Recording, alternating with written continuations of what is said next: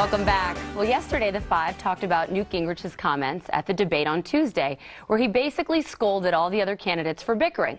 Well, on Hannity last night, he made the same point and said that it's hurting Republicans.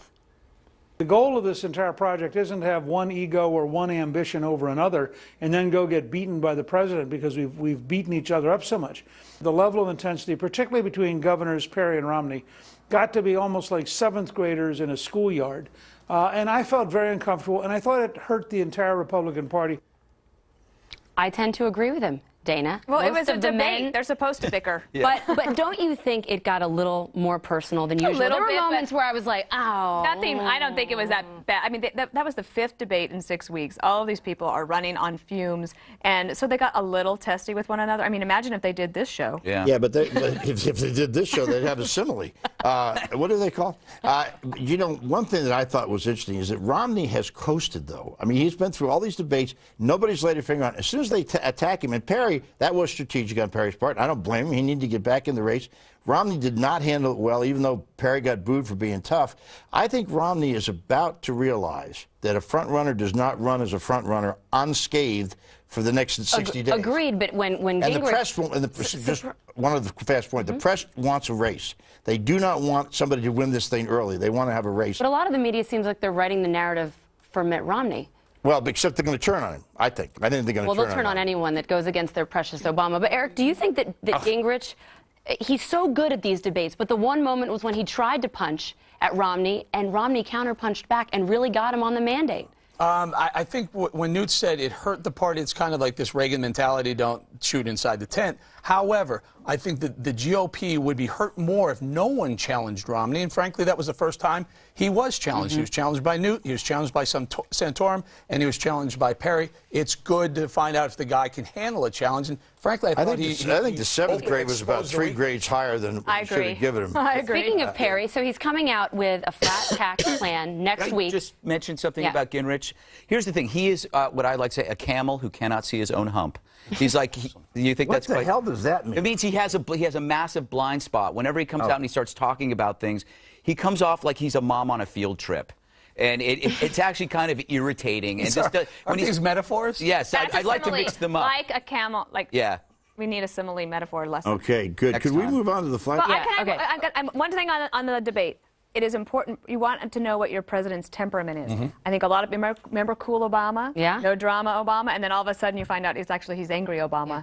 Well, temperament, Herman Cain had, I think, the best temperament. Michelle Bachmann's temperament was good. But speaking of Rick Perry, who did need to amp it up, he has a flat tax plan that's coming out next week. I agree with this. I'm for a flat tax. I bet a lot of you are. Bob is actually for a flat tax, believe it or not. But why wouldn't he come out with this plan for the debate? Why would he say, I have a plan, but it's not going to be revealed till next week? Because he's not going to get attacked. I mean, this is the one thing. It's a smart move to do it where he doesn't have a debate for 4 weeks now. He's got Steve Forbes, who I've spent hours with on the flat tax. You talk about a long discussion. But I tell you, it's a smart move because it will shake things up. It's the most radical departure of anybody. The biggest audience to reveal it to, Eric. You don't like a flat tax? I don't. It's so close, though. But here's the point.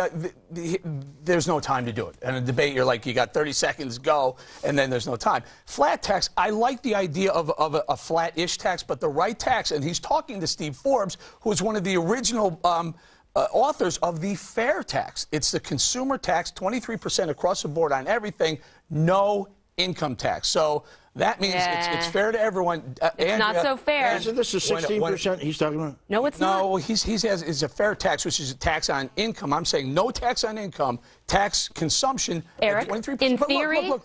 Look. Pimps, drug dealers, hookers pay their fair share in a fair tax. Okay. Until, well, good. I'm for that. Well, they don't have lobbyists representing them, but in theory, that sounds great. Bob does. But look at what happened when New York tried a version of the fair tax, right? Lobbyists influenced the government to get carve-outs. So you had taxes on large marshmallows, but not small marshmallows. Taxes on Yoo-Hoo, but not chocolate milk. That is what will happen. Doesn't like a fair tax? It will tax? create a feeding frenzy. The 47% of households that don't pay a penny in federal income tax. Guess what? Now you're going to have to pay some tax. But what's wrong with the flat tax idea of going? It was 15%, it's now 16% flat, and then you don't have people on the poverty level or below pay any taxes, which they shouldn't, and it does away with all deductions. I mean, what is wrong with that? It seems to me that somebody like you will make a lot more money as a result of it. You know what? You can eliminate the IRS with a fair tax. It's the smartest way to tax the What do you guys think? And it's revenue neutral. Okay, I'll go quickly. On the sales tax thing, the one thing I wonder about is now spending a lot of time in New York City, the state sales tax is so high. And then what does it end up being? And when it seems like it might never end. Right. Yeah, under the Kaine plan, Dana, a pair of shoes, 17% tax. Ouch. That's the problem with the Kaine plan. I mean, that's the only thing I can think of is I can't remember the last time we legislated tax reform, and I'd have to say it was the late '80s, right? I still give Perry credit for radical departure and tax reform. Wow. Are you on board? I'm for Perry to get this nomination. Fox News. I'm for him because we're going to crush him. That's all right. Hold on tight. Oh, wait, I want to savor the moment. We're going to savor it during a commercial break that you agree with Perry. All right, coming up, pot dealers want to unionize. I think I can see steam coming out of Eric's ears and smoke coming out of Bob's, or maybe his nose. But will the labor movement help legitimize the industry? That's next on The Five.